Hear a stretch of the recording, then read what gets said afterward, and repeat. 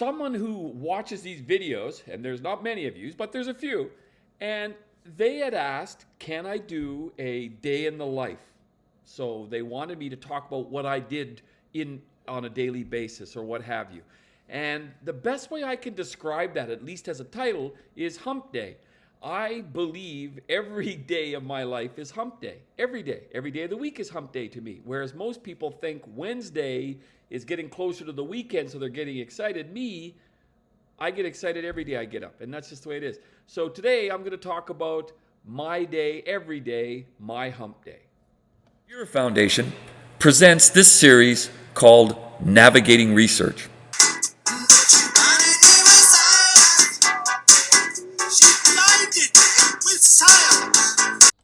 Uh-oh, guess what day it is? I spend about an hour hour and a half on the bike, and then I'll come in here, I'll do weights, and I won't do heavy weights. I'll do arms day, a back day, a leg day, but nothing heavy. I used to do lots of heavy weights.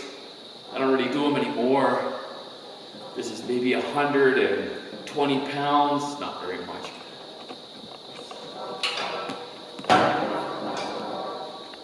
Guess what day it is, huh? Okay, now what we're doing is I'm going to do some water for the source. I'm going to upload the latest data set. My God, I have nothing on 2012. Okay, fine.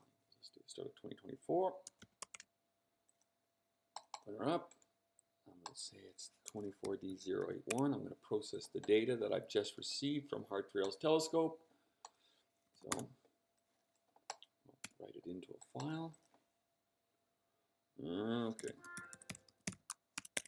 I suppose I shouldn't be. Okay, I'll edit out the password. I'll do that before, so just so no one hogging on to heart. Okay, but anyways, you get the idea. Ooh, wait a second. I put in the right weather. 4D 081 star fits dot, and it's going to ask me for a password. And this is the data I'm downloading. This is the data from day 81. It's day, what the hell day is it today? It's day 86 at the moment. So this is 5 days old. So I'm dicking around doing other shit. So I'm not getting to it. I shouldn't be swearing, I guess, but anyway, never mind. Okay, so now we will run it. Lines.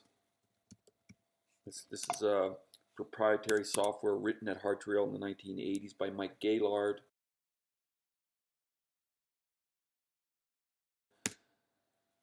And there is your data set, and there's the point of it. Before I do something else, I tend to save stuff on Excel. It's simply because I've gotten used to using it while I was working in business. Here's my water. There it is. Okay. H2O is right here. And it's day 81. There's got to be more data set here somewhere. It's 2 on. I got to find the pointing error. The pointing error was 39%, so it's going to correct for that. And now I've got to calculate. This is 81, so this is 21 March 2024, and the MJD less 245,000, so less 50,000 in this particular instance is that, and then I'll eventually add the time, and that'll fix all that business. Anyways, so there we are. Let's get rid of this for a second. That's what we're at. And we'll go through this. Now it's asking me for my correction for the atmosphere. I have some software already loaded. And open this data set up. I go look at, I got to find three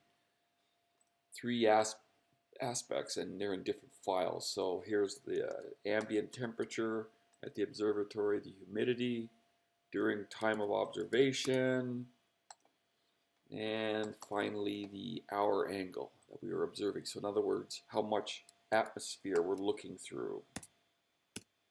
And with that, closing this, I get a number for 22 gigahertz water maser. I get a 20% correction value. So I'm going to save it here. Leave that for a second. Let's get rid of that. that up here. I'll add in the 20%. You can see it there, and I do it for both polarizations, obviously. You can see there's some issues here falling off. That's likely due to the band pass. And there's your water flux. There's the water maser for G339.62 minus 0.12 on the 21st of March 2024. Okay, so there it is. And that's how I would process data. And I will spend hours doing this every day. So that's how you process data. Anybody? Julie, hey, guess what day it is? There are 80 acres of trails on this ranch, and part of my job really is to go around and keep the trails clear of trees, fallen trees, etc. But you can see the animals all the time.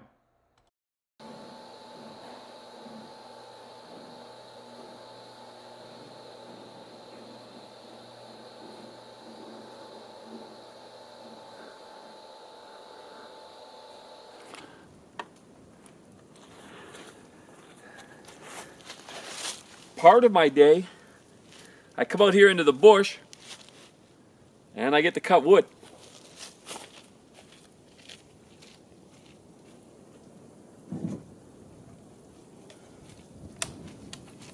Trusty chainsaw.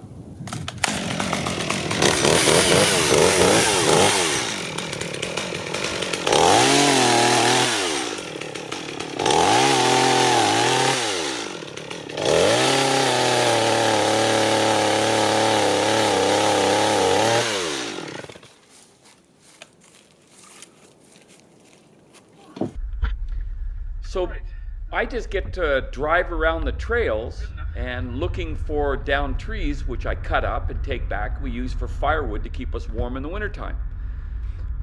On occasion, I run into some animals. I've run into moose. I've not run into them. I've seen them and followed them. I've chased a few coyotes.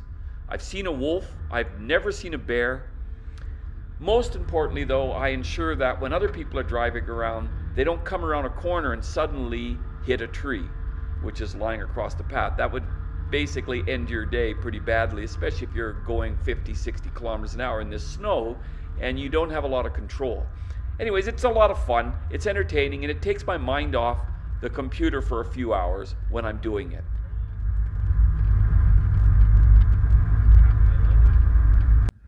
And here's all the wood I've cut down this year already. That's a fair bit, actually. I need to double if I'm going to make it through the winter.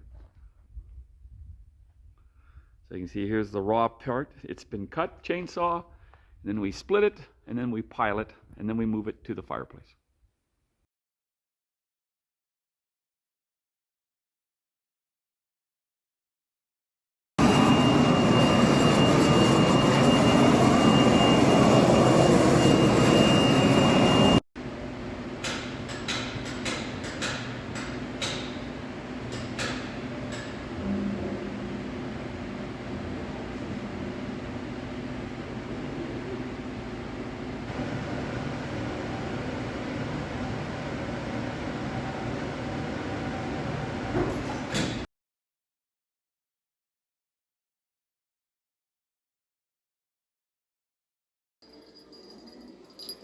Okay, here we go, girl.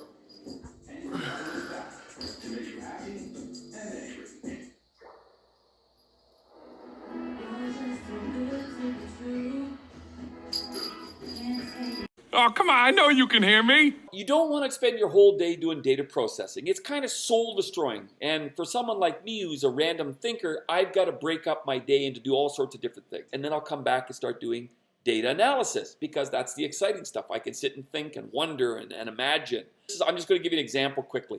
So here's a paper I wrote last year. You can read the paper. It's the simplest way to explain it is we have this long-term monitoring of the OH masers.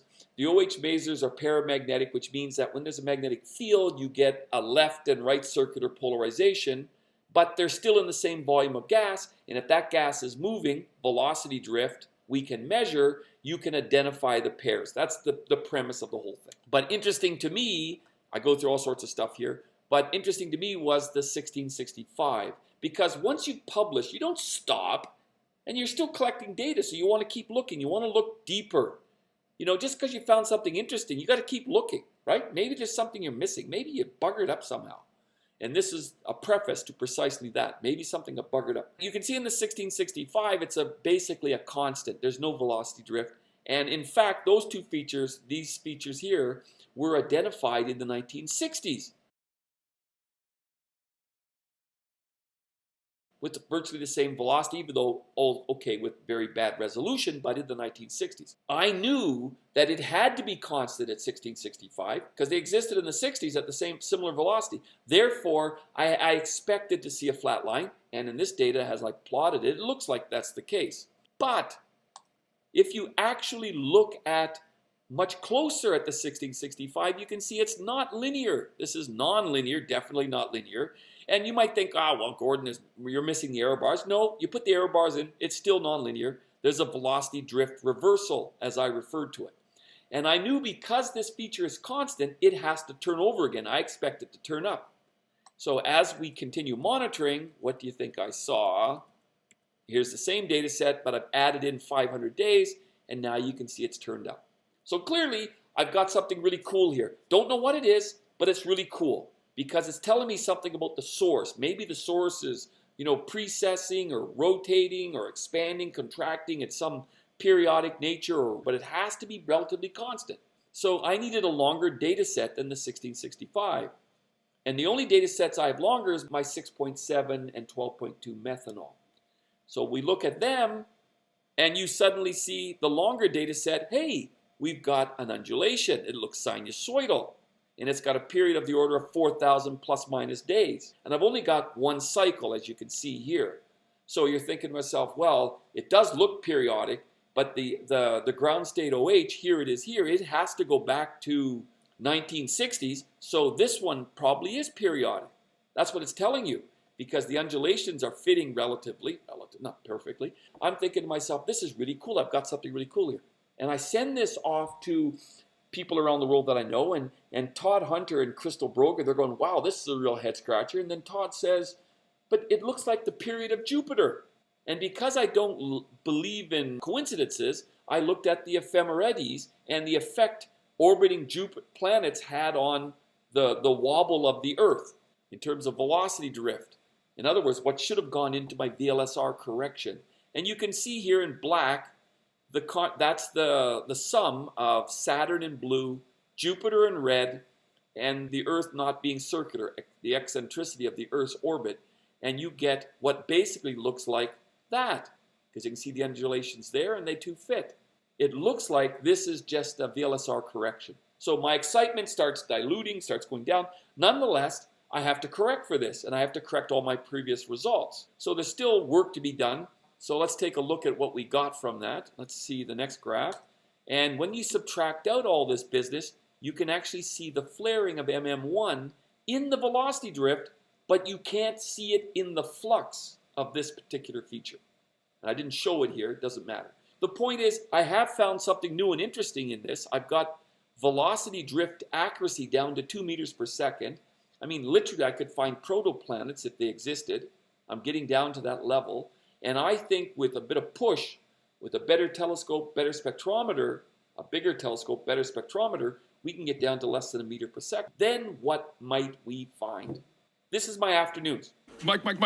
What day is it, Mike? Leslie, guess what today is? It's hump day. I want to finish by saying each one of us can look at our daily routine, what we go through each day, and then you can put it onto a 24-hour clock, as they've done here, and using the various activities such as sleep, you're making ends meet basically means making money, etc. And then you can compare yourself to all these fancy people. And I compare to none of these people. And maybe that's a clue to me why I'm not successful. But I will say this, never try to emulate others. They always say imitation is a form of flattery. But to be honest, I disagree with that entirely. For each one of us, we have a unique way of living. I do things my way because it makes me happy. You do things your way to make you happy. I get up every morning like it's hump day. I get up every morning And I'm just as happy and positive as I was the day before, and I will be the next day. Okay? That's how I go through my life and my routines. I do lots of things. You know, I do exercises. I go out into the bush. I go work at my brother's factory. I sit and process data for long periods of time. And I probably do more of that and then data analysis than I do of anything else. Anything else, especially things when they talk about social and meals, for instance. But anyways, each one of us has our own creative routine. Each one of us are unique. So for me, I like to treat every day like hump day. For you, you do you. Uh-oh, guess what day it is? Guess what day it is? Huh? Anybody? Julie, hey, guess what day it is? Oh, come on, I know you can hear me. Mike. What day is it, Mike? Leslie, guess what today is? It's hump day. Ronnie, how happy are folks who save hundreds of dollars switching to Geico? I'd say happier than a camel on Wednesday. Hump day! Get happy. Yeah! Get Geico. 15 minutes could save you 15% or more. The GERA Foundation will produce more videos like this. Please like, share, or subscribe if you enjoyed this video.